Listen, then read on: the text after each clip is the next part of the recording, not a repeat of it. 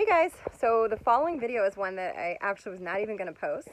I was going to scrap all the footage because in my mind, the Easter eggs that I naturally dyed came out as an epic fail.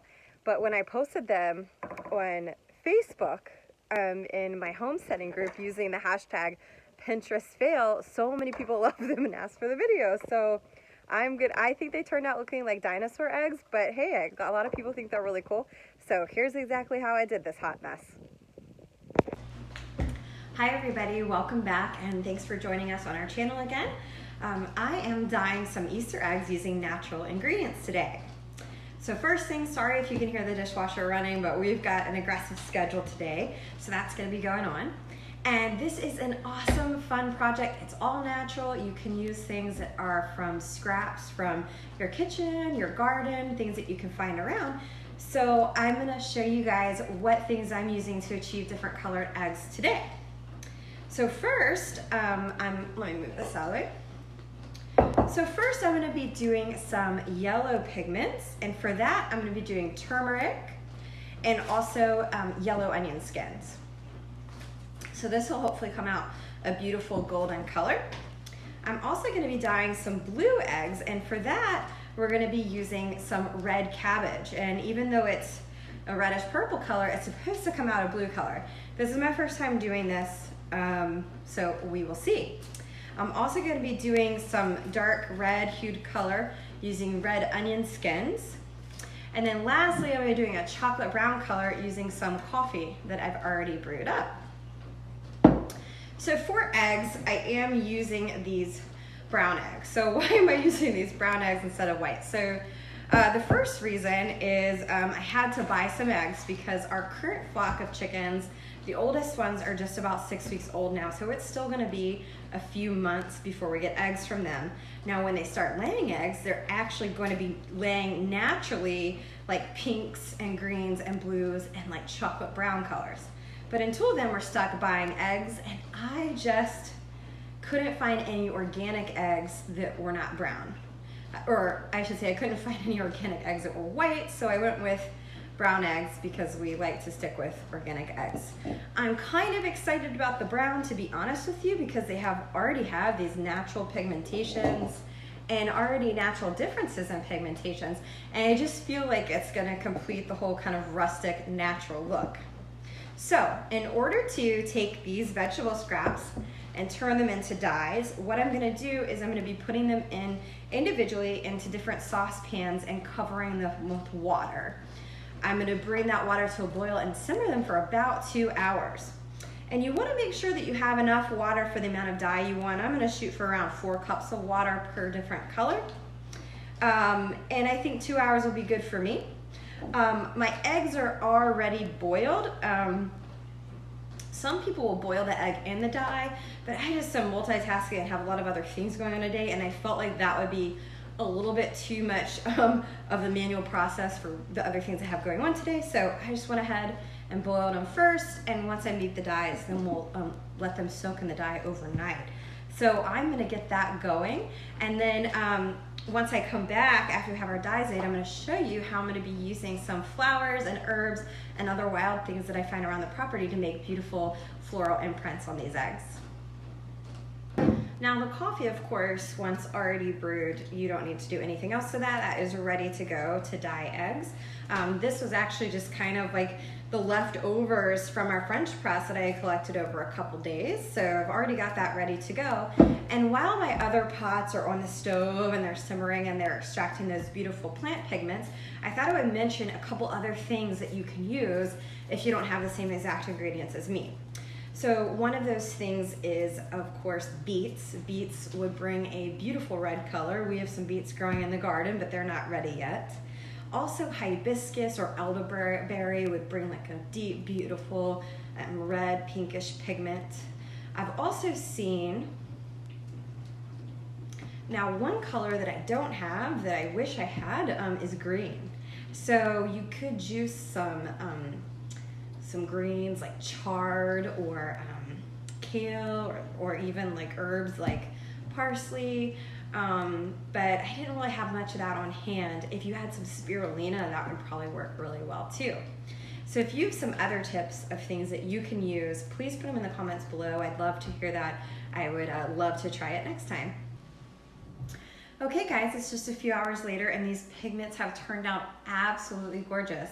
After I simmered them, I just used a mesh strainer and strained them into these mason jars. I'm using wide mouth where I can, but I have one small mouth. But just check this out. So this was the turmeric and yellow onion mixture. This one looks so dark, it's almost indistinguishable from the coffee. But this one is actually the red onion mixture. And again, even though it looks almost black, it's supposed to turn the egg to a blue tint. We also had, this one came from the red onion skins. It's a beautiful, almost looks like a red wine color. And then lastly was my coffee that I already had brewed. So now I'm gonna be putting my eggs in these. I'm gonna put my eggs in these jars and let them sit overnight in the fridge. So I'm gonna use tongs so that I can gently put them down towards the bottom of each jar. And as the eggs go in, they will certainly displace some water, so we will just pour some of the liquid out if we need to. Cool. So in addition to doing the solid eggs, this one's a bit more challenging because it's a regular mouth and not a wide mouth jar. So in addition to doing the solid colored dyed eggs, I'm going to be doing a strategy where you imprint some of the flowers or petals or leaves on the side. And for that, I'm using some stockings. So all the things that I've seen online recommend nude nylons, but I'm a millennial, so obviously I don't own any nude nylons, but I do have these black tights that are beyond their prime anyway. So I'm gonna try these and see if they work out just as well.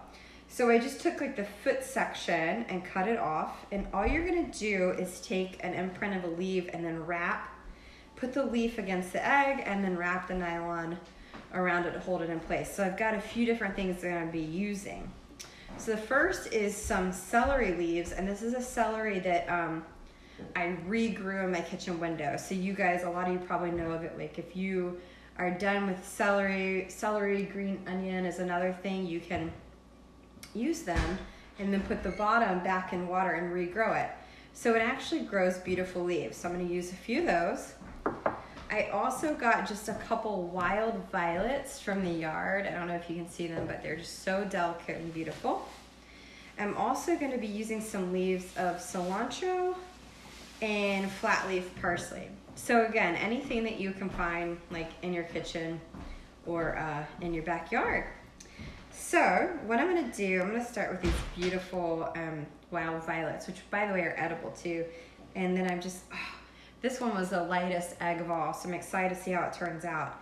And I'm just gonna press these violets against the side and have the stem come down as well. Just place them right on the egg. And then we're gonna wrap the stocking around it.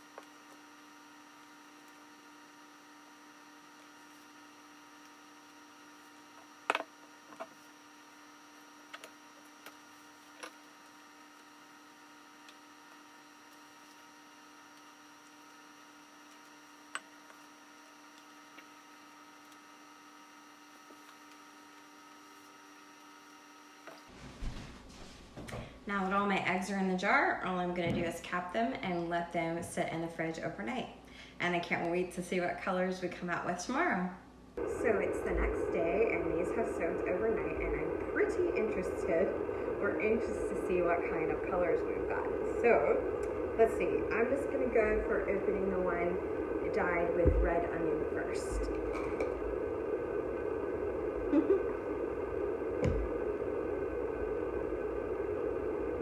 So this was our one in our stocking.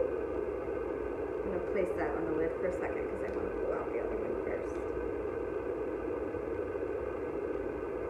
Whoop. I can't get it up. So this is super weird. Some bubbles formed on the outside of it. Let me see if I can wipe those off.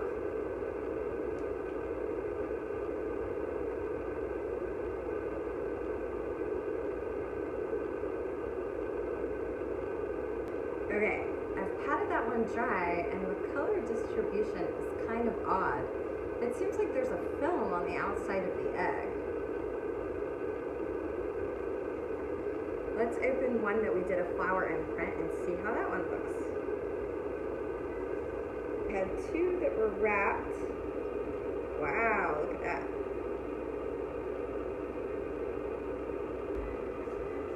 Well, the most beautiful one so far is the turmeric and yellow onion skin. Well, this one is the most interesting of all so far. Some of the green pigment from the parsley dyed this, and it has this interesting design on the other side. Pretty cool. And what I did with the violets. Interesting. So the violets got kind of messed up in there, but look at the crazy design on that one. These did not turn out at all the way that I expected, but they're really unique in their own right. I rather like them.